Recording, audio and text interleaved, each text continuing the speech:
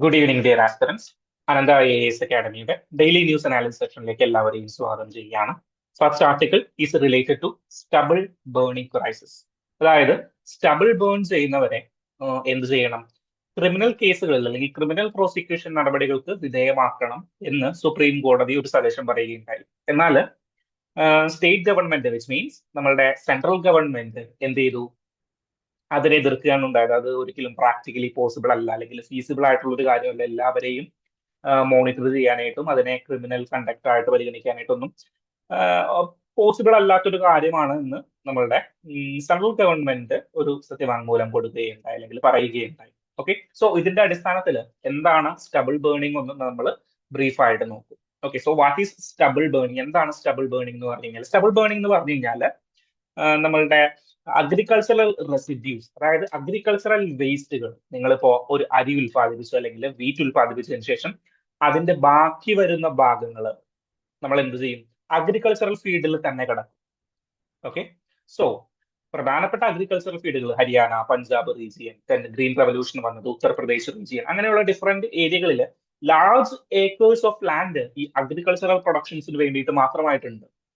Okay, so അത് പല ആളുകളുടെ കയ്യിലായിരിക്കും. പല ആളുകളും ഒരുപാട് ലാൻഡ് കൈവശം വെക്കുകയും അവിടെ എന്ത് ചെയ്യുകയും അഗ്രികൾച്ചറൽ പ്രൊഡക്ഷൻ ചെയ്യുകയും ചെയ്യും. ചിലപ്പോൾ ഒരു കോർപ്പറേറ്റീവ് സൊസൈറ്റിയുടെ കീഴിലായിരിക്കും. ഓക്കെ, സോ അങ്ങനെ different agriculture field, vast areas of land ഉണ്ടാവും.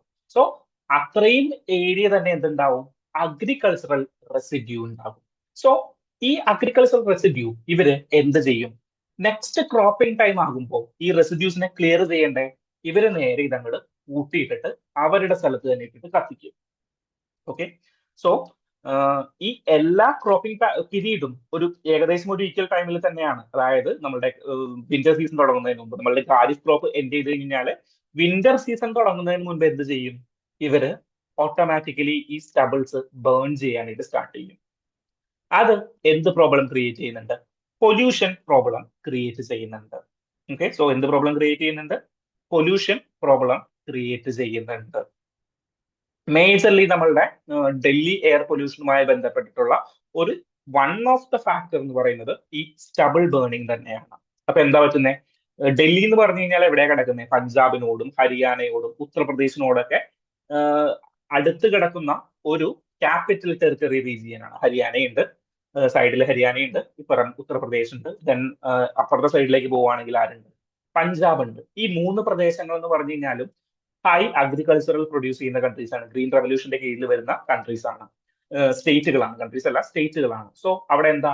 അവിടെ ഈ അഗ്രികൾച്ചറൽ റെസിഡ്യൂ ഉണ്ടാകാനായിട്ടുള്ള സാധ്യതയുണ്ട്. അതുമായി ബന്ധപ്പെട്ടിട്ട് നമ്മളുടെ ഈ സ്റ്റബിൾ ബേണിംഗ് നടത്താനായിട്ടും. സോ ഒരു കാറ്റടിച്ച് കഴിയുമ്പോഴേക്കും ഈ അറ്റ്മോസ്ഫിയറിലുള്ള സ്മോക്കുകളെല്ലാം കൂടിയിട്ട് ഡൽഹിയുടെ മീതെ വന്നു ചേരുകയും Delhi air pollution rise up ചെയ്യാനായിട്ടുള്ള one of the factors, main factor അല്ല, വൺ ഓഫ് ദ ഫാക്ടർ ആണ് ഈ സ്റ്റബിൾ ബേണിംഗ് എന്ന് പറഞ്ഞു കഴിഞ്ഞാൽ. ഓക്കെ, സോ നമ്മൾ പ്രോബ്ലം ഐഡന്റിഫൈ ചെയ്തു. സ്റ്റബിൾ ബേണിംഗ് എന്താണ് എന്നുള്ളത് നമ്മൾ പ്രോബ്ലം ഐഡന്റിഫൈ ചെയ്തു. Then what are the challenges?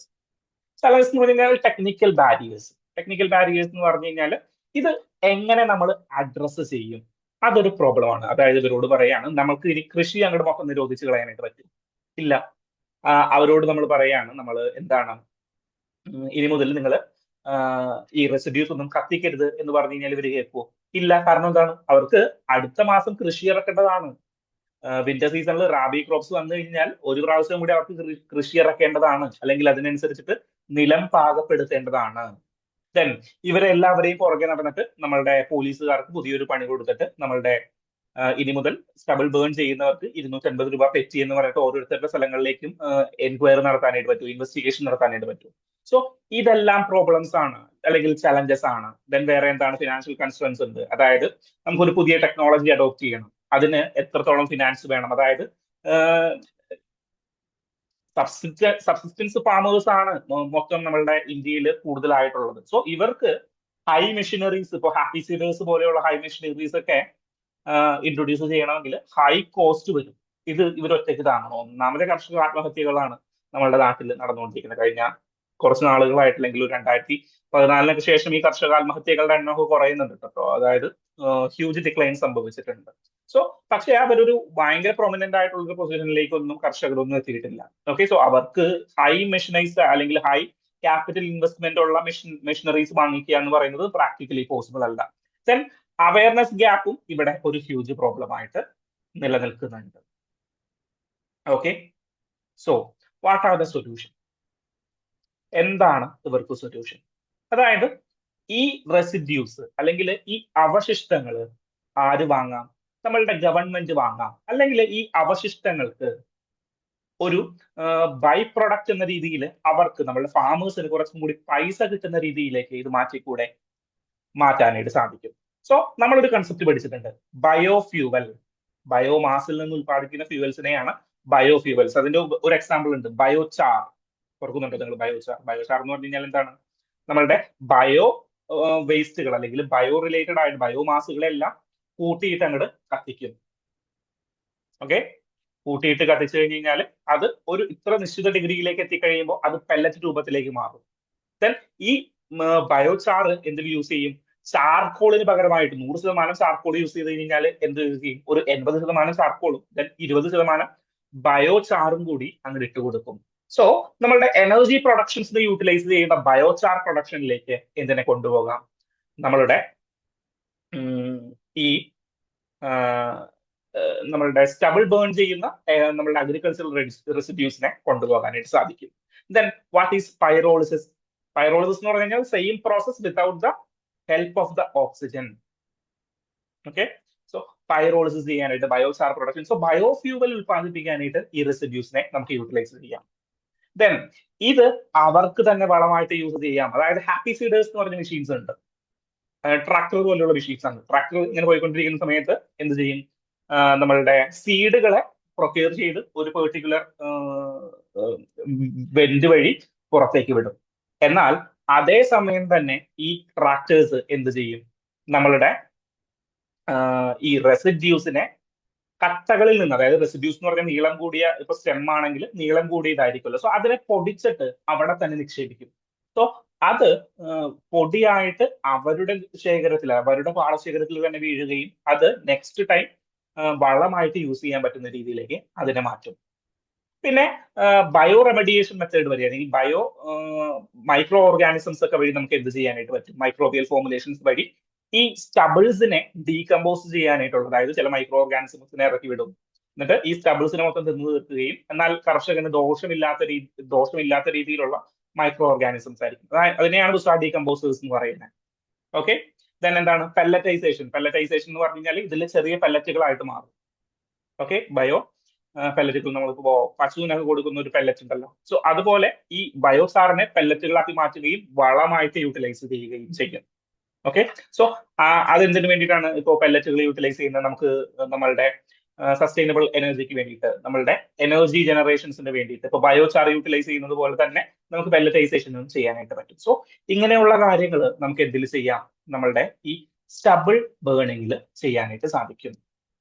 Okay, so stubble burning എന്ന് പറഞ്ഞു കഴിഞ്ഞാൽ ഒരു കംപ്ലീറ്റ് ബാൻ കൊണ്ടോ കംപ്ലീറ്റ് ക്രിമിനലൈസേഷൻ കൊണ്ടോ തീർക്കാൻ പറ്റുന്ന ഒരു പ്രൊസീജിയർ അല്ല. അതിന് ഗവൺമെന്റിന്റെ ഭാഗത്ത് നിന്നുള്ള ഒരു സപ്പോർട്ട് അല്ലെങ്കിൽ ഗവൺമെന്റിന്റെ ഭാഗത്ത് നിന്നുള്ള ഒരു ആക്ഷൻ പ്ലാൻ വേണ്ടതുണ്ട്. സോ നമുക്ക് നെക്സ്റ്റ് ന്യൂസ് ആർട്ടിക്കിളിലേക്ക് പോകാം. Next article is related to article 200 of the constitution. ഗവർണറിന്റെ അധികാരവുമായി ബന്ധപ്പെട്ടിട്ടുള്ള നമ്മളുടെ കുറച്ച് നാളുകളായിട്ട് നമ്മൾ ഡീറ്റെയിൽ ആയിട്ടും ഡിസ്കസ് ചെയ്തിട്ടുള്ള ന്യൂസുകളുമായി ബന്ധപ്പെട്ട മറ്റൊരു ഓപ്പൺ എഡിറ്റോറിയൽ കൂടി വന്നിരിക്കുകയാണ്. ഓക്കെ, സോ നമ്മൾ പഠിച്ച കാര്യങ്ങളിൽ മേലെ ഒരു കാര്യവും ഇവിടെ പറയുന്നില്ല except in the last paragraph. Last paragraph എന്ത് കൂടി പറയുന്നുണ്ട്? രണ്ട് കേസ് ലോസ് കൂടിയിട്ട് പറയുന്നുണ്ട്, which is not related to this case. ഒന്ന് നമ്മളുടെ AK Gopalan versus state of Madras കേസാണ് 1950, and 1978 Maneka Gandhi versus union of India case.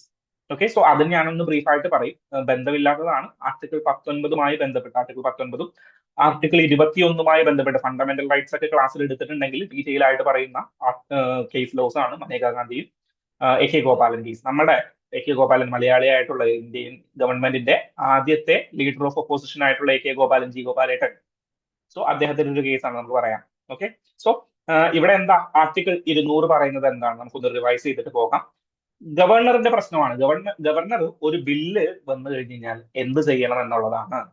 So constitution അതിന് 4 പ്രോബബിലിറ്റി അല്ലെങ്കിൽ 4 ആക്ഷൻ പ്ലാൻ ക്രിയേറ്റ് ചെയ്തിട്ടുണ്ട്. ഒരു ബില്ല് ഗവർണറിന്റെ മുന്നിൽ വന്നു കഴിഞ്ഞാൽ എന്തൊക്കെ കാര്യങ്ങൾ ചെയ്യണം. സോ അത് പറയുന്നത് എത്രാമത്തെ ആർട്ടിക്കിളിലാണ്? ആർട്ടിക്കിൾ 200ലാണ്. നമുക്ക് എല്ലാവർക്കും അറിയാം എന്തൊക്കെ കാര്യങ്ങൾ ചെയ്യാനായിട്ട് പറ്റും ഒരു ഗവൺമെന്റ് ഒരു ബില്ല് അവരുടെ മുന്നിലേക്ക് വന്നു കഴിഞ്ഞാൽ. ഒന്ന്, നമ്മളുടെ അത് വിത്ത് ഹോൾഡ് ചെയ്യാനായിട്ട് പറ്റും, അല്ലെങ്കിൽ അത് അദ്ദേഹത്തിന്റെ കയ്യിൽ തന്നെ വിത്ത് ഹോൾഡ് ചെയ്യും, അത് ആക്ട് ആയിട്ട് മാറില്ല. രണ്ടാമത്തെ കാര്യം എന്താണ്? രണ്ടാമത്തെ കാര്യം തിരിച്ചയക്കാനായിട്ട് പറ്റും. ഓക്കെ, തിരിച്ചയക്കാനായിട്ട് പറ്റും. തിരിച്ചയച്ചു കഴിഞ്ഞാൽ എന്താണ്? നമ്മളുടെ സ്റ്റേറ്റ് ഗവൺമെന്റ് വീണ്ടും പാസ്സാക്കുകയും വീണ്ടും തിരിച്ചയക്കാം, അതായത് ഗവർണറിലേക്ക് തിരിച്ചയക്കാം. സോ ഗവർണറിന് മുന്നിൽ ഒരു ബില്ല് വരുന്നു, ഗവർണർ പറയുന്നു നിങ്ങൾ ഒന്നും കൂടി ചെക്ക് ചെയ്യൂ എന്നിട്ട് പറഞ്ഞിട്ട് തിരിച്ചയക്കുന്നു. മൂന്നാമത്തെ കാര്യം എന്താണ്? മൂന്നാമത്തെ കാര്യം ഗവർണറിന് വേണമെങ്കിൽ അസെൻഡ് ചെയ്യാം, അതാണ് ഒന്നാമത്തെ കാര്യം. രണ്ടാമത്തെ കാര്യം എന്ന് പറഞ്ഞു കഴിഞ്ഞാൽ നമ്മളുടെ ഗവർണർ വിത്ത് ഹോൾഡ് ചെയ്യുന്നു. മൂന്നാമത്തെ കാര്യം എന്ന് പറഞ്ഞു കഴിഞ്ഞാൽ ഗവൺമെന്റ് തിരിച്ചയക്കുന്നു. നാലാമത്തെ കാര്യം പ്രസിഡന്റിന്റെ സജഷന് വെക്കുന്നു. ഗവർണർ പ്രസിഡന്റിന്റെ സജഷന് വെക്കുന്നു. ഞാൻ അന്ന് എക്സാമ്പിൾ പറഞ്ഞിട്ടുണ്ടായിരുന്നു, ഏതാണ്?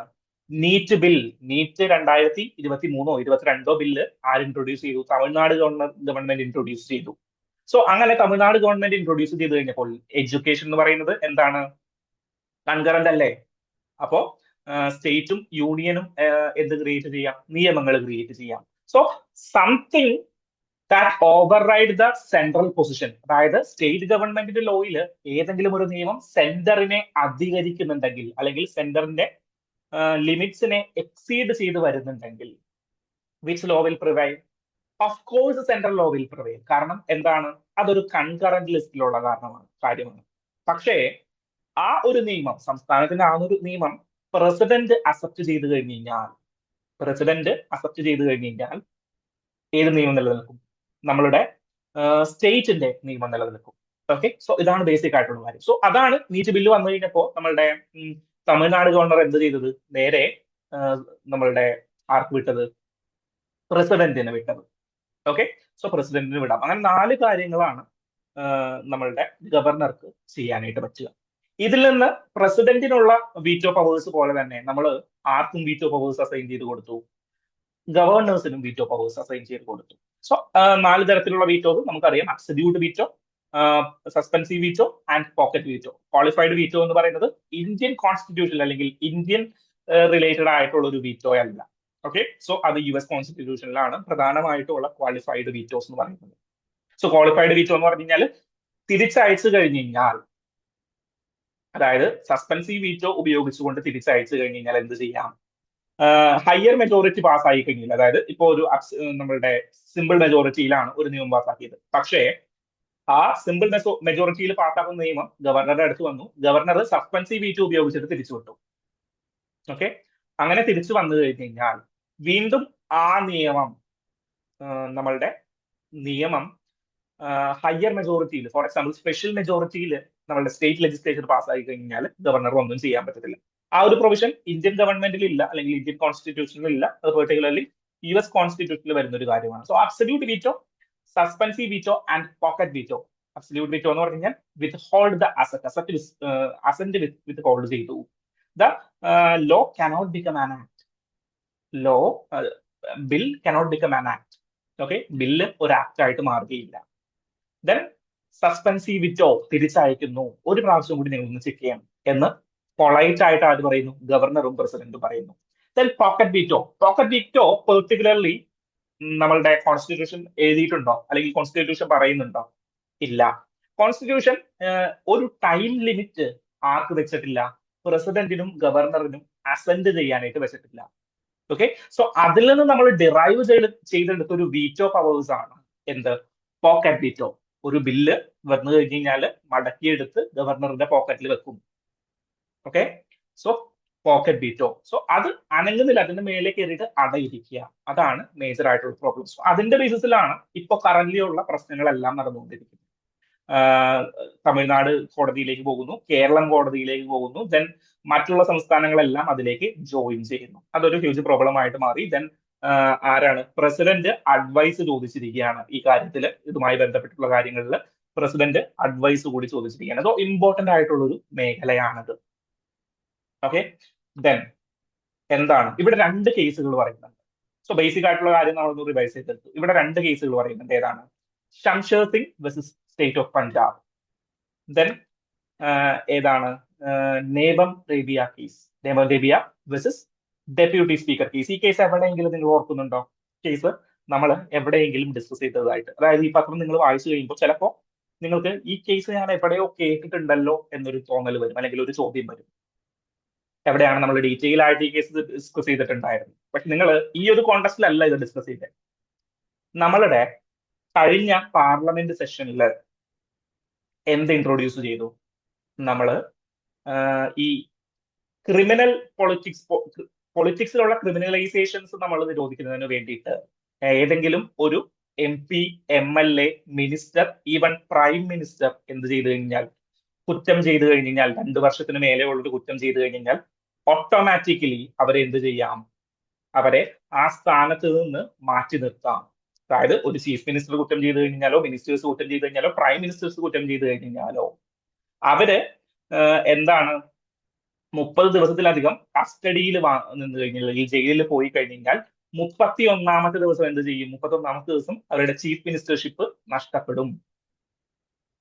ഓക്കെ, സോ അതുമായി ബന്ധപ്പെട്ടൊരു നിയമം വന്നിട്ടുണ്ടായിരുന്നു, ഒരു ബില്ല് ഇൻട്രൊഡ്യൂസ് ചെയ്തിട്ടുണ്ടായിരുന്നു, കോൺസ്റ്റിറ്റ്യൂഷണൽ അമെന്റ്മെന്റ് ബില്ല്. 131ആമത്തെയാണെന്ന് തോന്നുന്നു. 131ആമത്തെ കോൺസ്റ്റിറ്റ്യൂഷണൽ അമെന്റ്മെന്റ് ബില്ല് സഭയിൽ ഇൻട്രൊഡ്യൂസ് ചെയ്തിട്ടുണ്ടായിരുന്നു. സോ അന്ന് ഡീറ്റെയിൽ ആയിട്ട് ഡിസ്കഷൻ നടന്നു. വോട്ട് ചോരിയെ കുറിച്ചിട്ടുള്ള കാര്യങ്ങൾ ഡിസ്കസ് ചെയ്യാതിരിക്കാനായിട്ടാണ് ഇങ്ങനെ ഒരു പൊസിഷൻ ഗവൺമെന്റ് എടുത്തിരിക്കുന്നത് എന്നുള്ള വിമർശനങ്ങളൊക്കെ വരുന്നിട്ടുണ്ടായിരുന്നു.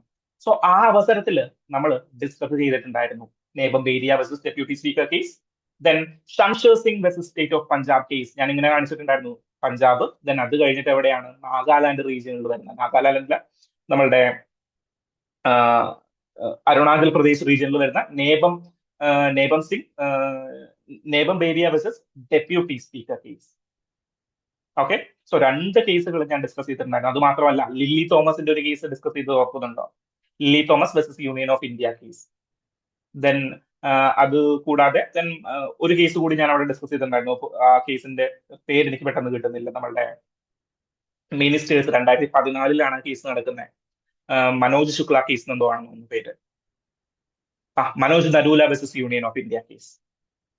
Lily Thomas case, Manoj Narula versus union of India case. Manoj നരൂലയിൽ എന്ത് പറഞ്ഞു? ക്രിമിനൽ പൊളിറ്റിക്സ് ഉള്ളവരെ പ്രൈം മിനിസ്റ്റർ ആയിട്ട് അല്ലെങ്കിൽ മിനിസ്റ്റേഴ്സ് ആയിട്ട് അപ്പോയിന്റ്മെന്റ് ചെയ്യുന്നതിന് ജുഡീഷ്യറിക്ക് ഒന്നും ചെയ്യാനായിട്ട് പറ്റില്ല. അത് ചീഫ് മിനിസ്റ്റേഴ്സിന്റെ ഡിസ്ക്രിപ്ഷൻ ആണ്, നമുക്ക് അതിൽ ഇടപെടാൻ പറ്റില്ല. അവര് അതിൽ മൊറാലിറ്റി ചെയ്യുമോ ഇല്ലയോ എന്നുള്ളത് അവരുടെ ഡിസിഷൻ ആണ്. സോ അവര് മൊറാലിറ്റി ചെയ്തില്ല. ഒരു ക്രിമിനലൈസ്ഡ് ആയിട്ടുള്ള ഒരാളെയാണ് അപ്പോയിന്റ്മെന്റ് ചെയ്തിരിക്കുന്നതെങ്കിൽ ജനങ്ങൾ അടുത്ത വോട്ടിങ്ങിൽ അവർ താഴെ ഇറക്കിക്കോളും. സോ ജുഡീഷ്യറിക്ക് അവർക്ക് പൊസിഷൻ ഇല്ല എന്ന് പറയുന്നതാണ് മനോജ് നരൂല കേസ്. നമുക്ക് ഈ 2 കേസുമാണ്, ഇത് ക്രിമിനലൈസേഷൻ ഓഫ് പൊളിറ്റിക്സുമായി ബന്ധപ്പെട്ട് വന്നപ്പോൾ ഡിസ്കസ് ചെയ്ത കേസുകളാണ് ഈ 4 കേസുകൾ. ഇതില് നമ്മളുടെ ഇന്നത്തെ ഡിസ്കഷനുമായി ബന്ധപ്പെട്ട് കിടക്കുന്ന 2 കേസുകളാണ്. ഏതാണ്? ഒന്ന് Shamsher Singh versus state of Punjab case. എന്താണ് Shamsher Singh versus state of Punjab case? അതായത് ഗവർണറിന് കൗൺസിൽ ഓഫ് മിനിസ്റ്റേഴ്സിന്റെ എന്തില്ലാണ്ട്, കൗൺസിൽ ഓഫ് മിനിസ്റ്റേഴ്സിന്റെ ഗൈഡൻസ് ഇല്ലാണ്ട് പ്രവർത്തിക്കാനായിട്ട് സാധിക്കൂ. So there shall be a council of ministers headed by the prime ministers to aid and advise the president. എന്താണ് പറഞ്ഞിരിക്കുന്നത്? There shall be a council of ministers, article 74. There shall be a council of ministers headed by the prime minister to aid and advise the president. സംസ്ഥാനങ്ങളുടെ കേസിലാണെങ്കിൽ ഒരു chief minister, council of ministers ഉണ്ടാവും, aid and advise the governor. Okay, so ഈ aid and advise എന്ന് പറയുന്നത് എന്താണ്? എല്ലാ കാര്യങ്ങളിലും എയ്ഡ് ആൻഡ് അഡ്വൈസ് എടുക്കാൻ പറ്റും എന്നുള്ളതാണ് Shamsher Singh versus state of പഞ്ചാബിന്റെ കേസ്. 1974 ഈ ഒരു കേസ് നടക്കുന്നത്. ഓക്കെ, സോ ലാൻഡ്മാർക്ക് ആയിട്ടുള്ള ഒരു കേസാണ്. ഇവിടെ എന്ത് പറഞ്ഞു?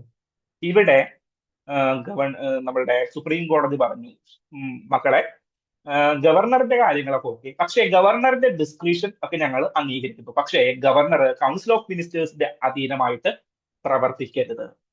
കൗൺസിൽ ഓഫ് മിനിസ്റ്റേഴ്സിന്റെ അധീനമായിട്ട് പ്രവർത്തിക്കരുത്. കൗൺസിൽ ഓഫ് മിനിസ്റ്റേഴ്സ് എന്താണോ പറയുന്നത് അതിനനുസരിച്ച് വേണ്ടി പ്രവർത്തിക്കാനായിട്ടുള്ള ആളുകളാണ് നമ്മളുടെ ഗവർണേഴ്സ് എന്ന് പറയുന്നത്. Okay, so Shamsher Singh cases versus state of Punjab case. Then ഇപ്പുറത്തെ സൈഡിലേക്ക് നമ്മൾ പോയി. ഇപ്പുറത്തെ സൈഡിൽ എന്തായിരുന്നു? ഇപ്പുറത്തെ സൈഡിൽ നമ്മളുടെ നേബംബേരിയ versus deputy speaker case in Arunachal Pradesh. എന്തായിരുന്നു? ഡെപ്യൂട്ടി സ്പീക്കർ, അതായത് അവിടെ ഒരു കറപ്ഷൻ പ്രാക്ടീസസ് നടന്നു. സോ ചീഫ് മിനിസ്റ്ററിനെയും അവിടെ ഒരു ഒന്നാമതൊരു മറ്റേ കാലുവാരൽ നടന്നു നമ്മളുടെ അരുണാചൽ പ്രദേശ് അസംബ്ലിയിൽ. സോ അതുമായി ബന്ധപ്പെട്ട ഒരു കറപ്ഷൻ പ്രാക്ടീസസ് നടക്കുകയും നമ്മളുടെ ചീഫ് മിനിസ്റ്റർ അടക്കമുള്ളവരെ പുറത്താക്കുന്നതിന് വേണ്ടിയിട്ട് നമ്മളുടെ ഗവർണർ മുന്നേ നിശ്ചയിച്ചിട്ടുണ്ടായിരുന്ന ലെജിസ്ലേറ്റീവ് അസംബ്ലി കുറച്ച് നേരത്തെ ആക്കി. ഓക്കെ, സോ ജാനുവരിയിലാണ് നമ്മളുടെ ലെജിസ്ലേറ്റീവ് അസംബ്ലി കൂടേണ്ടത്. പക്ഷേ ഇവരെന്ത് ചെയ്തു? ഇവരിത് നേരത്തെയാക്കി. ഡിസംബർ 15 ഡിസംബർ 14 തീയതികളിലേക്ക് ഈ ലെജിസ്ലേറ്റീവ് അസംബ്ലി കൂടേണ്ട തീയതി മാറ്റി. ആര്? ഗവർണർ മാറ്റി. ആരുടെ അനുമതി ഇല്ലാതെ? കൗൺസിൽ ഓഫ് മിനിസ്റ്റേഴ്സിന്റെ അനുമതി ഇല്ലാണ്ട്. ഡെപ്യൂട്ടി സ്പീക്കർ നേരെ കോടതിയിലേക്ക് പോയി. ഓക്കെ, സോ ഗവൺമെന്റ് നേരെ കോടതിയിലേക്ക് പോയിട്ട് എന്ത് പറഞ്ഞു? കോടതി സംഭവമൊക്കെ ശരിയാണ്, ചിലപ്പോൾ കറപ്ഷൻസ് ഒക്കെ നടന്നിട്ടുണ്ടാവാം, പല കാര്യങ്ങളും നടന്നിട്ടുണ്ടാവാം. പക്ഷേ കൗൺസിൽ ഓഫ് മിനിസ്റ്റേഴ്സിന്റെ അനുമതി ഇല്ലാണ്ടാണ് ഗവർണർ എന്ത് ചെയ്തിരിക്കുന്നത്? ഗവർണർ നിയമസഭാ സമ്മേളനം മുന്നേക്ക് മാറ്റിയിരിക്കുന്നത്. അത് അൺകോൺസ്റ്റിറ്റ്യൂഷണൽ ആണ്. സോ സുപ്രീം കോടതി നോക്കിക്കഴിഞ്ഞപ്പോൾ സുപ്രീം കോടതിയും പറഞ്ഞു, മക്കളെ മോനെ ഗവർണറെ, കാര്യമൊക്കെ ശരിയാണ്, കറപ്ഷൻ ഒക്കെ നടന്നിട്ടുണ്ടാവാം, അത് കൃത്യമായിട്ട് പാലിക്കേണ്ടത്. പക്ഷേ rule of law is always rule of law. എന്താണ് അവിടുത്തെ നിയമം? കൗൺസിൽ ഓഫ് മിനിസ്റ്റേഴ്സിന്റെ ആക്ടുകൾക്കനുസരിച്ച് അല്ലെങ്കിൽ കൗൺസിൽ ഓഫ് മിനിസ്റ്റേഴ്സിന്റെ അഡ്വൈസുകൾക്കല്ലാണ്ട് നമ്മളുടെ ഗവർണർ പ്രവർത്തിക്കാനായിട്ട് പാടില്ല. ഓക്കെ, സോ ഇവിടെ നമ്മളുടെ ഷംഷേർ സിംഗ് കേസ് ക്ലിയർ ആയല്ലോ, നമ്മളുടെ നേബംബേരിയ കേസും ക്ലിയർ ആയല്ലോ. റിവിഷൻ ആണ്, വീണ്ടും ഞാൻ പറയുന്നത് റിവിഷൻ ആണ്. നമ്മളുടെ മനോജ് നരൂല കേസും ലിലി തോമസ് കേസും ഈ ഒരു അവസരത്തിൽ ഒന്ന് ഓർത്തിരിക്കുന്നേക്കുക, അല്ലെങ്കിൽ നിങ്ങൾ മറന്നുപോയിട്ടുണ്ടെങ്കിൽ ഒന്നും കൂടി ഒന്ന് റിവൈസ് ചെയ്തേക്കുക. ഓക്കെ, സോ ഷംഷേർ സിംഗ് കേസിലും നമ്മളുടെ നേബംബേരിയ കേസിലും എന്താ പറയുന്നത്? ഗവർണറിന്റെ ഡിസ്ക്രിഷൻ എന്ന് പറയുന്നത് ലിമിറ്റഡ് ആയിട്ടുള്ള കാര്യങ്ങളിൽ മാത്രമേ ഉള്ളൂ. ബാക്കി എല്ലാ കാര്യങ്ങളും the aid and advice of the council of minister headed by the chief minister അല്ലെങ്കിൽ പ്രൈം മിനിസ്റ്റർ. ഓക്കെ, സോ ഇതാണ് ഇമ്പോർട്ടന്റ് ആയിട്ടുള്ള കാര്യം. സോ ഇദ്ദേഹം ഈ രണ്ട് കേസുകളെയും, ഈ ഒരു ഓപ്പൺ എഡിറ്റോറിയലിൽ ഇദ്ദേഹം ഈ രണ്ട് കേസുകളെയും എന്ത് ചെയ്തിരിക്കുകയാണ്? നമ്മളുടെ ഡിസ്ക്രിഷനെ ലിമിറ്റ് ചെയ്യാനായിട്ട്, അതായത് പോക്കറ്റ് വീറ്റോ അല്ലെങ്കിൽ ബില്ലുകളെ ലിമിറ്റ് ചെയ്യാനായിട്ടുള്ള അധികാര പരിധി ഇല്ല എന്ന് കാണിക്കുന്നതിന് വേണ്ടിയിട്ട് അദ്ദേഹം യൂസ് ചെയ്തിരിക്കുകയാണ്. സോ ഇങ്ങനെ ഒരു കേസ് വരുമ്പോൾ നമുക്ക് എഴുതാലോ, നേബംബേരിയ versus deputy speaker of Arunachal Pradesh. Then 2016 ഈ കേസ് എടുക്കുന്നത്. ദെൻ 1974 നടക്കുന്ന ഒരു കേസ് ഉണ്ട്, ഏതാണ്? Shamsher Singh versus state of Punjab case. Okay, അപ്പൊ ആ രണ്ട് കേസിലോട്ടും ക്ലിയർ ആയല്ലോ, അതിനെ എന്നിങ്ങനെയാണ് ഗവർണറുമായി ബന്ധപ്പെട്ട് കണക്ട് ചെയ്തിരിക്കുന്നതെന്ന് മനസ്സിലായല്ലോ. ദെൻ ലാസ്റ്റിലേക്ക് വരുമ്പോൾ ബാക്കി എല്ലാ കാര്യങ്ങളും നമുക്ക് ഇവിടെ ഡിസ്കസ് ചെയ്തിരിക്കുന്ന എല്ലാ കാര്യങ്ങളും നമുക്ക് അറിയാവുന്ന കാര്യങ്ങളാണ്. ആർട്ടിക്കിൾ 200 എന്താണ്, ദെൻ അതുമായി ബന്ധപ്പെട്ടിട്ടുള്ള പ്രൊവിഷനുകൾ എന്താണ് എന്നുള്ളതൊക്കെയാണ് ഇവിടെ ഡിസ്കസ് ചെയ്തിരിക്കുന്നത്. ദെൻ അവസാനത്തേക്ക് വരുമ്പോൾ ഇദ്ദേഹം 2 കേസ് ലോസ് കൂടിയിട്ട് ഇംപ്ലിമെന്റ് ചെയ്ത് പറയുന്നുണ്ട്. സോ അതില് ഒന്നാമത്തെ കേസ് ലോസ് എന്ന് പറയുന്നത് എന്താണ്? നമ്മളുടെ A K Gopalan versus state of Madras കേസാണ്. ഓക്കെ,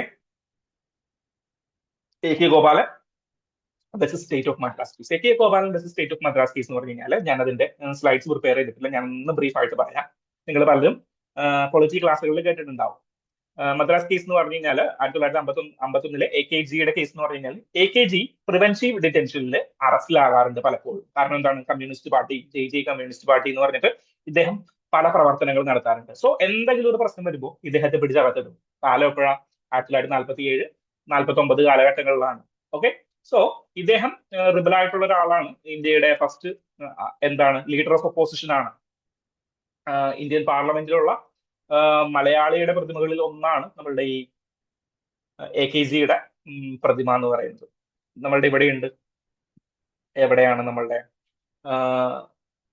തിരുവനന്തപുരത്തേക്ക് നമ്മൾ എവിടെയാണ് പെർട്ടിക്കുലർ സ്പേസ് ചെയ്യാൻ മറന്നുപോയാവ്. തിരുവനന്തപുരത്ത് ഉണ്ട് അദ്ദേഹത്തിന്റെ വലിയൊരു പ്രതിമ, നമ്മളുടെ തിരുവനന്തപുരത്ത് തന്നെയുണ്ട്. ഓക്കെ, സോ പറഞ്ഞു വന്നത് നമ്മളുടെ AK ഗോപാലൻജിയെ ഇടയ്ക്കിടയ്ക്ക് പിടിച്ച് അകത്തിടും. സോ റെട്രോസ്പെക്റ്റീവ്ലി അറസ്റ്റ് ചെയ്യുന്ന ഒരു കാര്യം ഉണ്ടായിരുന്നു. സോ അതുമായി ബന്ധപ്പെട്ടിട്ടാണ് ഈ കേസ് വരുന്നത്. ഈ കേസ് വന്നപ്പോ, അതായത് AK ഗോപാലൻജി കോടതിയിലേക്ക് പോയി. കോടതിയിലേക്ക് പോയിട്ട് പറഞ്ഞു, എന്താണ് കോടതി എന്റെ ആർട്ടിക്കിൾ 21, അതായത് റൈറ്റ് ടു ലീവ് എന്ന് പറയുന്നത്, ജീവിക്കുവാനായിട്ടുള്ള അവകാശം ആര് തടയുകയാണ്? പോലീസ് തടയുകയാണ്. കാരണം എന്താണ്? ഇദ്ദേഹം പുറത്തേക്ക് ഇറങ്ങും, വീണ്ടും ഏതെങ്കിലും കേസുകളിൽ, മുന്നേ ഉള്ള ഏതെങ്കിലും കേസുകളിൽ പിടിച്ചിട്ട് വീണ്ടും അകത്തേക്ക് ഇടും. പുറത്തേക്ക് ഇറങ്ങും, അകത്തേക്ക് ഇടും, പുറത്തേക്ക് ഇറങ്ങും, അകത്തേക്ക് ഇടും. സോ ഇദ്ദേഹം പ്രശ്നമൊന്നും ഉണ്ടാക്കാൻ വേണ്ടി ഇരിക്കാനായിട്ടുള്ള ചില ശ്രമങ്ങളാണ്. പക്ഷേ ഇദ്ദേഹത്തിന്റെ റൈറ്റ് ടു ലീവ് അവിടെ ഡിനൈഡ് ചെയ്യപ്പെട്ടിരിക്കുകയാണ്. ആർട്ടിക്കിൾ 21 ലിമിറ്റ് ചെയ്യപ്പെട്ടിരിക്കുകയാണ് എന്ന് പറഞ്ഞിട്ട് AK ഗോപാലൻ കേസിൽ ഇദ്ദേഹം കോടതിയിലേക്ക് പോയി, അല്ലെങ്കിൽ AK ഗോപാലൻജി കോടതിയിലേക്ക് പോയി. സോ കോടതി അന്ന് 1951 കാലഘട്ടം. 51 കോടതി എന്ത് പറഞ്ഞു? ഗോപാലേട്ട, നിങ്ങൾ പറയുന്നത് ശരിയാണ്, പക്ഷേ ഗവൺമെന്റ് എന്ത് ചെയ്യുകയാണ്? നമുക്ക് ഈ ആർട്ടിക്കിൾ 21 ആർട്ടിക്കിൾ 19 തമ്മിൽ കണക്ഷൻ ഇല്ല. ഓക്കെ, ഓരോ ഫണ്ടമെന്റൽ റൈറ്റും ഓരോ ഇൻഡിവിജ്വൽ ഫണ്ടമെന്റൽ റൈറ്റ് ആണ്. ഓക്കെ, സോ എന്നെ അകാരണമായിട്ടാണ് പിടിച്ചുകൊണ്ട് പോകുന്നേ, എന്നെ അകാരണമായിട്ടാണ് പിടിച്ചുകൊണ്ട് പോകുന്നത്. പക്ഷേ നിയമമുണ്ട്, അതായത് ഗോപാലിനെ പിടിച്ചുകൊണ്ട് പോകുമ്പോൾ പറയും, നിങ്ങൾ ഇന്ന കേസിൽ പണ്ട് എന്തോ ഒരു കുറ്റം ചെയ്തിട്ടുണ്ട്, സോ അതുമായി ബന്ധപ്പെട്ട് നിങ്ങളെ വീണ്ടും അറസ്റ്റ് ചെയ്യാണ്. Okay, so there is a procedure that is established by law. Okay, article 21 പറയുന്നത് എന്താണ്?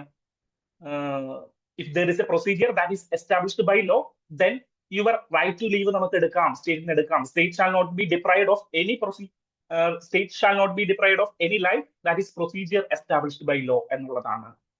Okay, so if there is a procedure established by law, then the state can take your life. Okay, എങ്ങനെയാണ് കൊലക്കുറ്റം ചെയ്യുന്നത് അല്ലെങ്കിൽ മറ്റേ ആളുകളെ capital punishment ചെയ്യുന്നത്? there is a procedure that is established by law. അതുകൊണ്ടാണ് article 21 അവിടെ നഷ്ടമാകുന്നത്.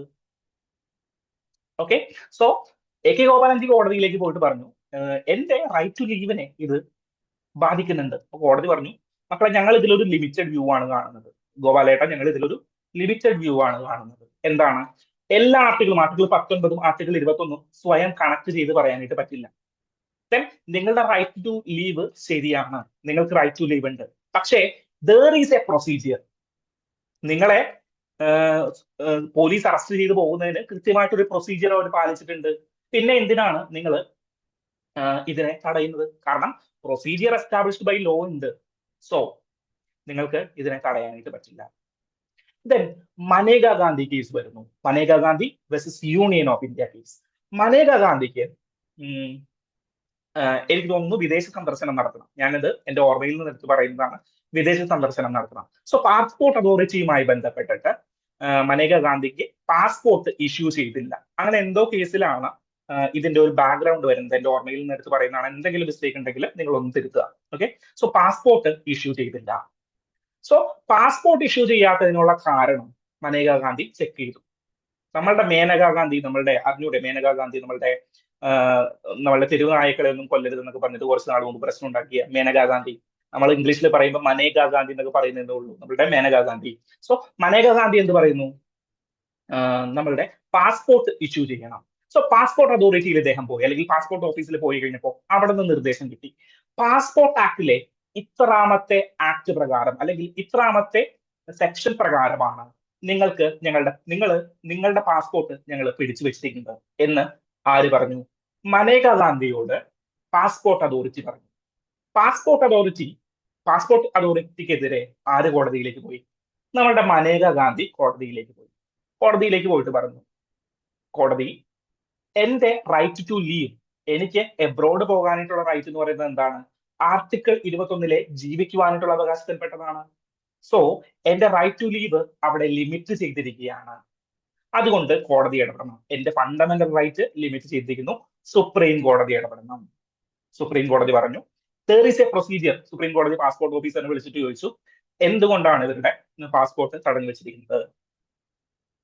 അപ്പൊ പാസ്പോർട്ട് ഓഫീസർ പറഞ്ഞു, ഇന്ന പാസ്പോർട്ട് ആക്ടിലെ ഇത്രാമത്തെ സെക്ഷൻ പ്രകാരമാണ് ഞങ്ങൾ മേനകാ മാമിന്റെ പാസ്പോർട്ട് തടഞ്ഞു വെച്ചിരിക്കുന്നത്. അപ്പൊ സുപ്രീം കോടതി ചോദിച്ചു, there is a പ്രൊസീജിയർ ഉണ്ടല്ലോ, that is established by law, so ഗവൺമെന്റിനെ ലിമിറ്റ് ചെയ്യാമല്ലോ നിങ്ങളുടെ റൈറ്റ് ടു ലൈവ്. അപ്പോ മേനകാ ഗാന്ധി പറഞ്ഞു, സുപ്രീം കോടതി, there is a procedure, പക്ഷേ ആ procedure itself limit my fundamental right. മനസ്സിലായോ? AK ഗോപാലൻ കേസിൽ എന്താ പറഞ്ഞേ? there is a procedure, limited view മാത്രമേ സുപ്രീം കോടതി കണ്ടുള്ളൂ. പ്രൊസീജിയർ ഉണ്ടോ, അപ്പോൾ നിങ്ങളുടെ റൈറ്റ് ടു ലീവ് എടുത്ത് കളയാം. പക്ഷേ മേനകാ ഗാന്ധിയുടെ കേസിൽ മേനകാ ഗാന്ധി തിരിച്ചു ചോദിച്ചു, സുപ്രീം കോടതി പ്രൊസീജിയർ ഉണ്ട്, പ്രൊസീജിയർ എസ്റ്റാബ്ലിഷ്ഡ് ബൈ ലോ ആണ്, പക്ഷേ ആ procedure itself limiting my fundamental right, ആ പ്രൊസീജിയർ കാരണമാണ് എനിക്ക് എന്ത് ഇത് കിട്ടുകയാണത്, എന്റെ ഫണ്ടമെന്റൽ റൈറ്റിനെ ലിമിറ്റ് ചെയ്തത്. അതുകൊണ്ട് ആ പ്രൊസീജിയർ അൺകോൺസ്റ്റിറ്റ്യൂഷണൽ ആണ്. കണക്ഷൻ കിട്ടിയോ? മേനകാ ഗാന്ധി കേസും എ കെ ഗോപാലൻ കേസും. എ കെ ഗോപാലൻ കേസിൽ എന്ത് പറഞ്ഞു? പ്രൊസീജിയർ ഉണ്ടോ? പ്രൊസീജിയർ ഉണ്ട്, അപ്പൊ നിങ്ങൾക്ക് എന്ത് വേണമെങ്കിലും ചെയ്യാം. ആർക്ക്? സ്റ്റേറ്റിന് എന്ത് വേണമെങ്കിലും ചെയ്യാം. മനേകാ ഗാന്ധിയുടെ കേസിൽ എന്ത് പറഞ്ഞു? പ്രൊസീജിയർ ഉണ്ട്, പക്ഷെ ആ പ്രൊസീജിയറും ലോഫുൾ ആയിരിക്കണം. എന്താണ്? പ്രൊസീജിയറും ലോഫുൾ ആയിരിക്കണം. കണക്ഷൻ കിട്ടിയോ? കൃത്യമായിട്ട് കിട്ടിയോ? എ കെ ഗോപാലൻ കേസും നമ്മളുടെ മനേകാ ഗാന്ധി കേസും. സോ ഇതെവിടെയാ വരുന്നത്? ആർട്ടിക്കിൾ 21 ഡിസ്കസ് ചെയ്യപ്പെടുമ്പോൾ, ആർട്ടിക്കിൾ 21 ഡിസ്കസ് ചെയ്യുമ്പോൾ ഡീറ്റെയിൽ ആയിട്ട് പറയുന്ന കേസ് ലോസ് ആണ് Maneka Gandhi versus union of India case, then A K Gopalan versus State of Madras case. എന്തുകൊണ്ടാണ് സ്റ്റേറ്റ് ഓഫ് മദ്രാസ് കേസ് വരുന്നത്? അന്ന് നമ്മളുടെ സംസ്ഥാനങ്ങളൊന്നും രൂപീകരിച്ചിട്ടില്ല. 1956 മുന്നേ ഉള്ള കേസുകളാണത് മദ്രാസ് കേസ് വരുന്നത്. അതുകൊണ്ടാണ് സ്റ്റേറ്റ് ഓഫ് മദ്രാസ് എന്ന് പറഞ്ഞിട്ട് എ കെ ഗോപാലന്റെ കേസ് പോകുന്നത്. ദെൻ മനേകാ ഗാന്ധിയുടെ കേസ്. ഓക്കെ, ദെൻ ഇവിടെ എന്താ ഈ നമ്മളുടെ ഈ ആർട്ടിക്കിൾ 200 ഈ രണ്ട് കേസിനെയും ഇദ്ദേഹം എങ്ങനെയാണ് ബന്ധിപ്പിച്ചിരിക്കുന്നത്? അതായത് ഇങ്ങനെയുള്ള ഒരു limited view, A K Gopalan കേസിലെ ഒരു ലിമിറ്റഡ് വ്യൂ അല്ല നമുക്ക് വേണ്ടത്. ഏത് കേസിലും? ഗവർണറിന്റെ കേസിലും. അതായത് ഗവർണറുടെ ഡിസ്ക്രിപ്ഷൻ എന്ന് പറയുന്നത്, അല്ലെങ്കിൽ ഗവർണറുടെ പോക്കറ്റ് വീറ്റോ എന്ന് പറയുന്നത് എന്താണ്? ലിമിറ്റഡ് വ്യൂവിലേക്ക് നിങ്ങൾ കൊണ്ടുപോകരുത്. എ കെ ഗോപാലൻ കേസിൽ കൊണ്ടുപോയതുപോലെ ലിമിറ്റഡ് വ്യൂവിലേക്ക് കൊണ്ടുപോകരുത്. പകരം ഒരു കുറച്ചും കൂടി ബ്രോഡ് ആയിട്ടുള്ള ഒരു തിങ്കിങ്ങിലേക്ക്, അതായത് നമ്മളുടെ Maneka Gandhi versus union of India കേസിൽ പറഞ്ഞതുപോലെ the procedure itself is limiting the fundamental right, then the procedure should change. അതുപോലെ തന്നെ എന്താണ്, നമ്മളുടെ ഗവർണറിന് നമ്മളുടെ ഭരണ പ്രക്രിയയെ തകർക്കാനായിട്ട് അല്ലെങ്കിൽ നിശ്ചലമാക്കാനായിട്ട് കെൽപ്പുണ്ടെങ്കിൽ അതും അൺകോൺസ്റ്റിറ്റ്യൂഷണൽ ആണ്. ഓക്കെ, ഇപ്പോ നമ്മളുടെ ഏതാണ് Shamsher Singh versus State of പഞ്ചാബും നമ്മളുടെ നേബം ദേബിയ കേസിൽ എന്തൊക്കെ പറഞ്ഞിട്ടുണ്ടെങ്കിലും ഗവർണറിന് ഒരു തിരഞ്ഞെടുക്കപ്പെട്ട സർക്കാരിനെ ലിമിറ്റ് ചെയ്യാനായിട്ട് അല്ലെങ്കിൽ അവരുടെ അധികാരങ്ങളെ ലിമിറ്റ് ചെയ്യാനായിട്ടുള്ള പവർ ഉണ്ടെങ്കിൽ അത് അൺകോൺസ്റ്റിറ്റ്യൂഷണൽ ആണ് എന്നാണ് ഇവിടെ പറഞ്ഞു വെക്കുന്നത്. സോ ഡീറ്റെയിൽ ആയിട്ട് മനസ്സിലായല്ലോ. സോ നമ്മളൊന്ന് റിവൈസ് ചെയ്തു. എന്താണ് നമ്മളുടെ ഗവർണറുടെ പൊസിഷൻ, ആർട്ടിക്കിൾ 200 എന്താണ്, ദെൻ രണ്ട് കേസ് ലോകൾ നമ്മൾ ഡിസ്കസ് ചെയ്തു. ഏതാണ്? Shamsher Singh versus State of Punjab 1974 case. Then നമ്മളുടെ ഏതാണ് Nabam Rebia versus deputy speaker of Arunachal Pradesh case 2016 നടന്നു. നമ്മൾ തൊട്ടടുത്ത വർഷമല്ല, 10 വർഷം മുന്നേ നടന്നൊരു കേസാണ്. ദെൻ വേറെ എന്താണ്? ദെൻ ഞാൻ നമ്മളുടെ മനേകാ ഗാന്ധി കേസും ദെൻ നമ്മളുടെ എ കെ ഗോപാലൻ കേസും ഞാൻ ഒന്ന് ബ്രീഫായിട്ട് പറഞ്ഞു. പലരും അത് ക്ലാസ്സുകളിൽ പഠിച്ചിട്ടുണ്ടാവും. ഇല്ലെങ്കിൽ നമ്മളുടെ ഇന്ത്യൻ പൊളിറ്റി ടെക്സ്റ്റ് ബുക്ക് എടുത്തിട്ട്, അല്ലെങ്കിൽ നമ്മൾ ലക്ഷ്മികാന്തിന്റെ ടെക്സ്റ്റ് ബുക്ക് എടുത്തിട്ട് നമ്മളുടെ എവിടെ ഫണ്ടമെന്റൽ റൈറ്റിന്റെ ഭാഗത്തിൽ ആർട്ടിക്കിൾ 21 ഭാഗത്ത് ഒരു ചെറിയൊരു കുറിപ്പ് എഴുതി വെച്ചേക്കുക. നമ്മളുടെ ഒരു സ്റ്റിക്കി നോട്ട് അവിടെ എഴുതി വെക്കുക. രണ്ട് കേസ് ലോസ് ഏതൊക്കെയാണ്? നമ്മളുടെ A K Gopalan case, then നമ്മളുടെ Maneka Gandhi versus union of India case 1978. Okay, so ഇതൊന്ന് ഡീറ്റെയിൽ ആയിട്ടൊന്ന് റിവൈസ് ചെയ്ത് പോവുക. നമ്മളുടെ മനോജ് നരൂല കേസും നമ്മളുടെ ലിലി തോമസ് കേസും ഇതുമായി ബന്ധപ്പെട്ടുണ്ട്. പക്ഷെ വേറൊരു കോണ്ടെക്സ്റ്റിലാണ്, ക്രിമിനലൈസേഷൻ ഓഫ് പൊളിറ്റിക്സുമായി ബന്ധപ്പെട്ട് നമ്മളെ മുന്നേ പറഞ്ഞ കേസ് ലോസ് ഒന്ന് ഓർത്ത് വെച്ചേക്കുക. ഓക്കെ, സോ നെക്സ്റ്റും ഒരു ഓപ്പൺ എഡിറ്റോറിയൽ ആണ് റിലേറ്റഡ് ടു നമ്മളുടെ ഇറാൻ ആക്രമണവുമായി ബന്ധപ്പെട്ട് നമ്മളുടെ ന്യൂക്ലിയർ സൈറ്റുകളെ ആക്രമിക്കുന്നതിന് വേണ്ടി, അല്ലെങ്കിൽ ന്യൂക്ലിയർ ഒരു പവർ ആകുന്നത്, ഇറാൻ ന്യൂക്ലിയർ പവർ ആകുന്നതിന് തടയുന്നതിന് വേണ്ടിയിട്ട് ആരാക്രമിച്ചിട്ടുണ്ടായിരുന്നു? നമ്മളുടെ ഇസ്രായേല് ആക്രമിച്ചിട്ടുണ്ടായിരുന്നു. ഓക്കെ, അതിന് മൗന പിന്തുണയും സാമ്പത്തിക ശക്തിയും അല്ലെങ്കിൽ റിസോഴ്സ് പിന്തുണയും ആര് കൊടുത്തു? USA കൊടുത്തു. ഓഫ് കോഴ്സ് USA കൊടുക്കും. ഓക്കെ, സോ അതിന്റെ അടിസ്ഥാനത്തിൽ നമ്മളുടെ ജിയോ പൊളിറ്റിക്സിൽ ഉണ്ടാകുന്ന ചില മാറ്റങ്ങളെയാണ് ഇവിടെ എടുത്തു സൂചിപ്പിച്ചിരിക്കുന്നത്. നമുക്കറിയാത്ത കാര്യങ്ങളൊന്നുമില്ല. കാരണം എന്താണ്? ഇറാൻ എന്ന് പറഞ്ഞു കഴിഞ്ഞാൽ എന്താണ്? നമ്മൾ ഇറാന്റെ പൊസിഷൻ നമുക്ക് അറിഞ്ഞൂടെ? എവിടെയാണ് ഇറാന്റെ പൊസിഷൻ എന്ന് പറഞ്ഞു കഴിഞ്ഞാൽ? India, Pakistan, Iran. ഇറാന്റെ അടുത്ത് കിടക്കുന്ന കൺട്രീസിനെ നമ്മൾ പഠിച്ചിട്ടുണ്ടായിരുന്നല്ലോ. എങ്ങനെയൊക്കെയാണ്? പാകിസ്ഥാൻ ഉണ്ട്, അഫ്ഗാനിസ്ഥാൻ ഉണ്ട്, ദെൻ ആരാണ്? തജിക്കിസ്ഥാൻ ഉണ്ട്. തജിക്കിസ്ഥാൻ അല്ല, തുർക്ക്മെനിസ്ഥാൻ ഉണ്ട്. തെറ്റിപ്പോകരുത്, എനിക്ക് തെറ്റിപ്പോയി. അപ്പോ തജിക്കിസ്ഥാൻ അല്ല, തുർക്ക്മെനിസ്ഥാൻ ഉണ്ട്. പിന്നെ എന്താ അവിടെ ഉള്ളത്? ഞാൻ എന്റെ മൈൻഡിലെ മാപ്പ് ഞാൻ തിരിച്ചു വരികയാണ് കേട്ടോ. തുർക്ക്മെനിസ്ഥാൻ വന്നു. പിന്നെ അവിടെ ഒരു കാസ്പിയൻ സീ ഉണ്ട്. എന്തുണ്ട്? കാസ്പിയൻ സീ ഉണ്ട്. സോ കാസ്പിയൻ സീ, എനിക്ക് വേറെ കാര്യങ്ങളൊന്നും പഠിക്കണ്ട. ദെൻ അർമേനിയ, അസർബൈജാൻ ഉണ്ട്. Then Iraq, of course Iraq ഉണ്ട്. ദെൻ ടർക്കി ഉണ്ട്. കഴിഞ്ഞു. ഇത്രയേ ഉള്ളൂ ഇതിന്റെ ചുറ്റുമുള്ള കൺട്രീസ് നമ്മൾ കൃത്യമായിട്ട് മൈൻഡ് മാപ്പിൽ ഞാൻ വരച്ച് പഠിച്ചു. സോ പ്രിലിംസിന് ഒരു ചോദ്യം വന്നു കഴിഞ്ഞാൽ, ഒരു ബോണസ് ചോദ്യം വന്നു കഴിഞ്ഞാൽ, ഒരു ബൗൺസർ വന്നു കഴിഞ്ഞാൽ ഞാൻ പേടിക്കില്ല. കാരണം എനിക്ക് ഈ സ്ഥലങ്ങൾ മൈൻഡ് മാപ്പിൽ നിന്ന് വരച്ചെടുക്കാനായിട്ട് പറ്റും. ഓക്കെ, സോ സ്ഥലങ്ങൾ. ദെൻ ഇറാൻ, ആ ഇറാനിലാണ് ആര് അറ്റാക്ക് ചെയ്യുന്നത്? നമ്മളുടെ ഇസ്രായേല് പോയിട്ട് അറ്റാക്ക് ചെയ്യുന്നത്. സോ ഇറാനിന്റെ പ്രത്യേകതയുണ്ട്, സ്ട്രേറ്റ് ഓഫ് ഹോർമൂസിന് അടുത്ത് കിടക്കുന്ന രാജ്യമാണ്. തന്നെ ഒരു ഇസ്ലാമിക് കൺട്രിയാണ്, പ്രധാനമായിട്ടും ഒരു ഇസ്ലാമിക് കൺട്രിയാണ്. സോ ആ ഒരു പ്രദേശത്ത് എന്ത് ചെയ്യാനായിട്ട് ഇവർക്ക് കെൽപ്പുള്ള ഒരു കൺട്രി കൂടിയാണ്.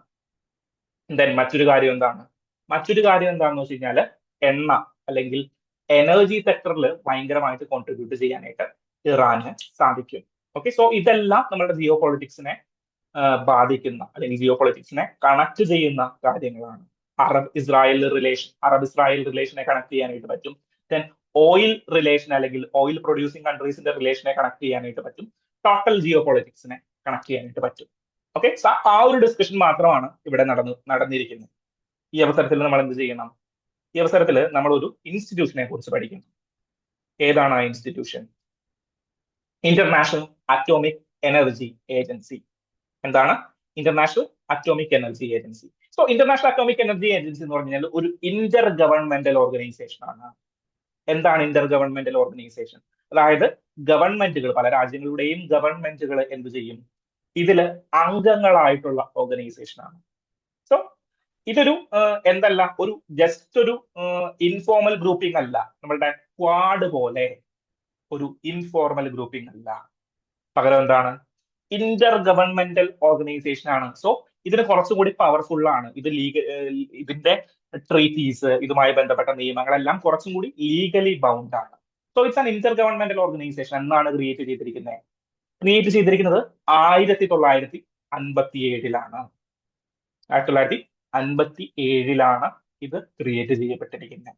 സോ ആറ്റംസ് ഫോർ പീസ്, സമാധാനത്തിന് വേണ്ടിയിട്ടുള്ള കണികകൾ എന്നുള്ളതാണ്, അറ്റോമിക് കണികകൾ എന്നുള്ളതാണ് നമ്മളുടെ ഈ ഒരു ഇന്റർനാഷണൽ അറ്റോമിക് എനർജി ഏജൻസിയുടെ ലക്ഷ്യം എന്ന് പറഞ്ഞു കഴിഞ്ഞാൽ. ഓക്കെ, സോ 2005 ഇവർക്ക് നൊബൽ പ്രൈസ് കൂടിയിട്ട് കിട്ടുന്നുണ്ട്. ഇവർക്ക് കിട്ടുന്നുണ്ട്. So it's work under the എന്താണ്, യുണൈറ്റഡ് നേഷൻസ് ജനറൽ അസംബ്ലിയും സെക്യൂരിറ്റി കൗൺസിലുമായിട്ട് കൈകോർത്ത് വർക്ക് ചെയ്യുന്ന ഒരു ഓർഗനൈസേഷൻ ആണ്. എവിടെയാണ് ഇതിന്റെ ഹെഡ് ക്വാർട്ടേഴ്സ് വരുന്നത്? വിയന്നയിൽ തന്നെയാണ്. എവിടെയാണ്? വിയന്നയിൽ തന്നെയാണ്. ഓസ്ട്രിയയുടെ തലസ്ഥാനമാണ് വിയന്ന. സോ വിയന്നയിൽ തന്നെയാണ് ഇതിന്റെ ഒരു ഹെഡ് ക്വാർട്ടേഴ്സും വരുന്നത്. So International Atomic Energy agency 1957 എന്താണ്? ഇന്റർ ഗവൺമെന്റൽ ഓർഗനൈസേഷൻ ആണ്. കുറച്ചും കൂടി പവർഫുൾ ആയിട്ടുള്ള ഓർഗനൈസേഷൻ ആണ്. വിയന്ന തന്നെയാണ് അല്ലെങ്കിൽ ഓസ്ട്രിയ തന്നെയാണ് ഇതിന്റെയും ഹെഡ് ക്വാർട്ടേഴ്സ് ആയിട്ട് വരുന്നത്. ഇവരുടെ പ്രധാന പ്രവർത്തനം എന്താണ്? അതായത് നമ്മുടെ അറ്റോമിക് എനർജിയുമായി ബന്ധപ്പെട്ടിട്ടുള്ള ലെജിസ്ലേഷൻസ് ക്രിയേറ്റ് ചെയ്യുക, ലിമിറ്റ് ചെയ്യുക. ദെൻ എന്താണ്, നമ്മുടെ അറ്റോമിക് സേഫ്റ്റിയുമായി ബന്ധപ്പെട്ട്, അറ്റോമിക് സേഫ്റ്റിയുമായി ബന്ധപ്പെട്ട് നിയമങ്ങൾ എടുക്കുക, റിസർച്ചുകൾ ചെയ്യുക, പബ്ലിക്കേഷൻസ് ചെയ്യുക. ഇതെല്ലാമാണ് ഈ അറ്റോമിക് എനർജി ഏജൻസിയുടെ ലക്ഷ്യം എന്ന് പറഞ്ഞു കഴിഞ്ഞാൽ. സോ ന്യൂക്ലിയർ സെക്യൂരിറ്റിക്ക് വേണ്ടി പ്രവർത്തിക്കുക, ന്യൂക്ലിയർ ത്രെട്ടുകൾ കുറയ്ക്കുക, അതുമായി ബന്ധപ്പെട്ട റിസർച്ചുകൾ കണ്ടക്ട് ചെയ്യുക. ദെൻ യുറേനിയം റിലേറ്റഡ് ആയിട്ട് എൻറിച്ച്മെന്റ് പ്രോഗ്രാമുകൾക്കെല്ലാം ലൈസൻസിങ് കൊടുക്കുക. ഇങ്ങനെയുള്ള പല കാര്യങ്ങളുമാണ് ആര് ചെയ്യുന്നത്? നമ്മളുടെ അറ്റോമിക് എനർജി ഏജൻസി 1957 സ്ഥാപിതമായ സംഘടന ചെയ്തുകൊണ്ടിരിക്കുന്നത്. ഓക്കെ ആണോ? Then we move to next article. Next article ഒരു സിമ്പിൾ ആയിട്ടുള്ള ആർട്ടിക്കിൾ ആണ്. നിങ്ങൾക്ക് എല്ലാവർക്കും മനസ്സിലാകുന്ന, ഞാൻ പറഞ്ഞു തന്നിട്ടുള്ള ഒരു ആർട്ടിക്കിൾ ആണ്. ഏതാണ്? COP30. COP30 എന്ന് പറയുമ്പോൾ നിങ്ങൾ എന്തിന്റെ 30 ആണെന്ന് മനസ്സിലാക്കണം. COP is related to United Nations framework convention on climate change. United Nation framework convention on climate change എന്നാണ് ആ ഒരു framework convention of climate change create ചെയ്തത്. ഓർക്കുന്നുണ്ടോ? ആരെങ്കിലും മറന്നു പോകരുതേ. ഏറ്റവും ഇമ്പോർട്ടന്റ് ആണ് നമ്മളുടെ ഒരു UPSC ജേണിയിലും എക്കോളജി ആൻഡ് എൻവിറോൺമെന്റൽ പാർട്ടിലും. ഓക്കെ, സോ COP30 എന്ന് പറഞ്ഞു കഴിഞ്ഞാൽ, അല്ലെങ്കിൽ United Nations framework convention of climate Change എന്ന് പറഞ്ഞു കഴിഞ്ഞാൽ 1992 റയോ എർത്ത് സബ്മിറ്റിൽ ക്രിയേറ്റ് ചെയ്യപ്പെട്ട 3 സംഘടനകൾ United Nations framework convention of climate change, compact desertification എന്ന് പറഞ്ഞിട്ട് മറ്റൊരു സംഘടനയും കൂടി ക്രിയേറ്റ് ചെയ്തു. അങ്ങനെ 3 സംഘടനകൾ ക്രിയേറ്റ് ചെയ്തിട്ടുണ്ട്. ഓക്കെ, സോ 3 സംഘടനകൾ, അതിൽ United Nations framework convention of climate Change ആണ് ഏറ്റവും ഇമ്പോർട്ടന്റ് ആയിട്ടുള്ളത്. ദെൻ കൺസർവേഷൻ ഓഫ് ബയോഡൈവേഴ്സിറ്റിക്കും combat desertification, United Nations Convention of Conservation of Biodiversity CBD. ദെൻ വേറെ എന്താണ് 3 സംഘടനകൾ, UNFCCC, UNCBD, then combat desertification UNCD, combat desertification, framework convention of combat desertification. പിന്നെ 3 സംഘടനകൾ ക്രിയേറ്റ് ചെയ്തിട്ടുണ്ടായിരുന്നു. ഡീറ്റെയിൽ ആയിട്ട് ഞാൻ പറഞ്ഞിട്ടില്ലേ മുന്നേ ഒരു സെഷനിൽ. സോ 3 സംഘടനകൾ. ദെൻ ഇവരെന്ത് തീരുമാനിച്ചു? UNFCCC എന്ന് തീരുമാനിച്ചു, ഞങ്ങൾ ഓരോ വർഷവും മിനിസ്റ്റീരിയൽ മീറ്റിംഗ് അല്ല, ഇന്റർ ഗവൺമെന്റൽ മീറ്റിംഗ് സംഘടിപ്പിക്കും. അതിന് നമ്മൾ എന്ത് വിളിച്ചു? കോൺഫറൻസ് ഓഫ് പാർട്ടീസ് എന്ന് വിളിച്ചു. ഈ മീറ്റിംഗിന് മാത്രമല്ല, UNCBDയുടെ മീറ്റിംഗ്, കൺസർവേഷൻ ഓഫ് ബയോഡൈവേഴ്സിറ്റിയുടെ മീറ്റിംഗ്, ദെൻ എന്താണ് കോമ്പാക്ട് ഡെസേർട്ടിഫിക്കേഷൻ മീറ്റിംഗ്, ഇതിനെല്ലാം വർഷാവർഷം കൂടുന്നതിനെല്ലാം നമ്മൾ എന്താ വിളിക്കുക? കോൺഫറൻസ് ഓഫ് പാർട്ടീസ് എന്നാ വിളിക്കുക. Okay, conference of parties. So ഈ കോൺഫറൻസ് ഓഫ് പാർട്ടീസ് ഓരോ വർഷവും കൂടും. 1994 മുതൽ ഓരോ വർഷവും കൂടാനായിട്ട് തുടങ്ങി. അങ്ങനെ ഈ വർഷം നടക്കുന്ന കോൺഫറൻസ് ഓഫ് പാർട്ടീസ് ആണ് COP30 എന്നറിയപ്പെടുന്നത്. So conference of party 30 of United Nations framework convention of climate change എന്നുള്ളതാണ് അതിന്റെ പൂർണ്ണരൂപം. എവിടെയാണ് നടക്കുന്നത് ഈ വർഷം? ഈ വർഷം നടക്കുന്നത് ബ്രസീലിലാണ്. എവിടെയാണ്? ബ്രസീലിലാണ്. ബ്രിക്സ് എവിടെയാണ് നടന്നത്? ബ്രിക്സ് ബ്രസീലിലാണ്. സോ ബ്രിക്സ് നടന്ന അതേ ബ്രസീലിൽ തന്നെയാണ് എന്ത് നടന്നത്? നമ്മളുടെ COP30 നടക്കാൻ പോകുന്നത്. നവംബറിലാണ്, എല്ലാ വർഷവും നവംബറിലായിരിക്കും ഈ ഒരു മീറ്റിംഗ് നടക്കുക. നവംബർ ആകുമ്പോഴേക്കും, ഒക്ടോബർ പകുതി നവംബർ ആകുമ്പോഴേക്കും നമ്മളുടെ എഡിറ്റോറിയൽ പേജുകളും ഓപ്പൺ എഡിറ്റോറിയൽ പേജുകളും COP30യുടെ വാർത്തകൾ കൊണ്ടിട്ട് നിറഞ്ഞു നിൽക്കും. സോ അതിനു മുമ്പ് നമുക്ക് ആ ഒരു ബേസ് ക്ലിയർ ചെയ്തെടുക്കണം. ഓക്കെ, നമുക്ക് ബേസ് അറിയാം, ഡീറ്റെയിൽ ആയിട്ട് നമ്മൾ ക്ലിയർ ചെയ്തതാണ്, അതിനൊന്ന് റിവൈസ് ചെയ്ത് എടുക്കണം.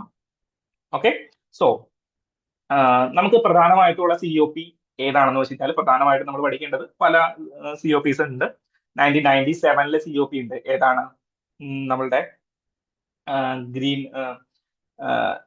ഗ്ലോബൽ വാർമിംഗുമായി ബന്ധപ്പെട്ടിട്ടുണ്ടെങ്കിൽ ഗ്രീൻ ഹൗസ് ഗ്യാസുമായി ബന്ധപ്പെട്ടിട്ടുള്ള 1997 കോൺഫറൻസ് ഓഫ് പാർട്ടീസ് ഉണ്ട്. അതന്നെ 2015 ഒരു COP21 നടക്കുന്നുണ്ട്. എന്താണ്? Paris agreement. 2015 പാരീസിൽ നടന്ന COP, അതിനെയാണ് പാരീസ് എഗ്രിമെന്റ് എന്ന് പറയുന്നത്. എന്ത്? നമ്മളുടെ ടെമ്പറേച്ചർ 2 ഡിഗ്രിയിൽ നിർത്തുകയും 1.5 ഡിഗ്രിയിൽ കൂടാതിരിക്കാനായിട്ടുള്ള പ്രവർത്തനങ്ങൾ ചെയ്യുകയും ചെയ്യണം എന്ന് പറഞ്ഞ COP. ദെൻ അവിടെ എന്താണ്? ഗ്ലോബൽ സ്റ്റോക്ക് ടേക്ക് അല്ലെങ്കിൽ nationally determined target, NDC, nationally determined contributions, intended nationally determined contribution, INDC എന്ന് പറയും. ഓരോ രാജ്യങ്ങളും സെപ്പറേറ്റ് ആയിട്ട് അവർക്ക് ക്ലൈമറ്റ് ചേഞ്ചിന് വേണ്ടിയിട്ട് അല്ലെങ്കിൽ ക്ലൈമറ്റ് പ്രൊട്ടക്ഷന് വേണ്ടിയിട്ടുള്ള ഡിറ്റർമൈൻഡ് കോൺട്രിബ്യൂഷൻസ് അവര് സെറ്റ് ചെയ്ത് വെക്കണം. സോ ടാർഗറ്റുകൾ സെറ്റ് ചെയ്ത് വെക്കണം എന്ന് പറഞ്ഞു. ദെൻ എന്താണ്? 2 ഡിഗ്രിയിൽ താഴെയായിരിക്കണം ടെമ്പറേച്ചർ. ഗ്ലോബൽ ടെമ്പറേച്ചർ 2 ഡിഗ്രിയിൽ ഒരിക്കലും കൂടാൻ പാടില്ല. എന്നാൽ 1.5 ഡിഗ്രിയിൽ കൂടാതിരിക്കാനായിട്ടുള്ള പ്രവർത്തനങ്ങൾ ചെയ്യണം. സോ ദെൻ COP21 ശേഷം 22 നടന്നു, 24 നടന്നു, 25 നടന്നു, 26 നടന്നു, ഇപ്പൊ 2030 അല്ല, COP30 നടക്കുന്നു. എവിടെ? നമ്മളുടെ ബ്രസീലിൽ. അങ്ങനെയാണെങ്കിൽ COP29 നടന്നത് എവിടെയാണ്? നമുക്ക് 2000 അല്ലെങ്കിൽ COP25 മുതലുള്ള കാര്യങ്ങളൊന്ന് ഡീറ്റെയിൽ ആയിട്ട്, എവിടെയാണ് സ്ഥലം, എന്താണ് പ്രധാനപ്പെട്ട കാര്യങ്ങൾ എന്നുള്ളതൊന്ന് ഒന്ന് ബ്രീഫായിട്ട് നോക്കി പോകാം. ഡീറ്റെയിൽ ആയിട്ടല്ല, ഒന്ന് ബ്രീഫായിട്ട് നോക്കി പോകാം. പ്രധാന പ്രശ്നം ഈ COP26 മുതൽ പറഞ്ഞുകൊണ്ടിരിക്കുന്ന ഒരു പ്രോബ്ലം എന്താണെന്ന് വെച്ച് കഴിഞ്ഞാൽ, ഒരു ക്ലൈമറ്റ് ഫണ്ട്, അതായത് ക്ലൈമറ്റ് ആക്ഷൻ ഫണ്ട് ക്രിയേറ്റ് ചെയ്യണം എന്നുള്ളതാണ്. ഓക്കെ, നമ്മൾ കാണും. So climate action fund create ചെയ്യണം എന്നുള്ളതാണ് എന്ത്?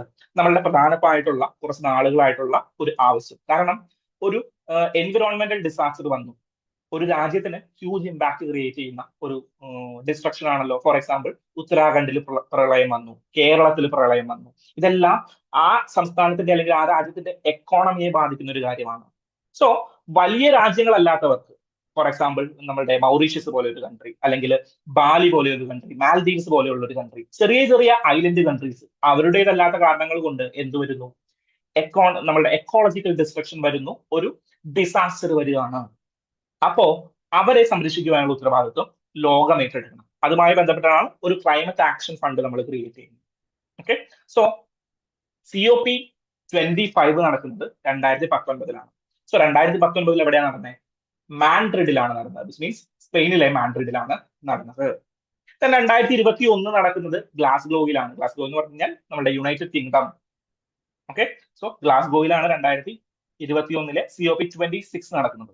ദെൻ COP27 നടക്കുന്നത് നമ്മളുടെ ഈജിപ്തിലാണ്. എവിടെയാണ്? ഈജിപ്തിലാണ്.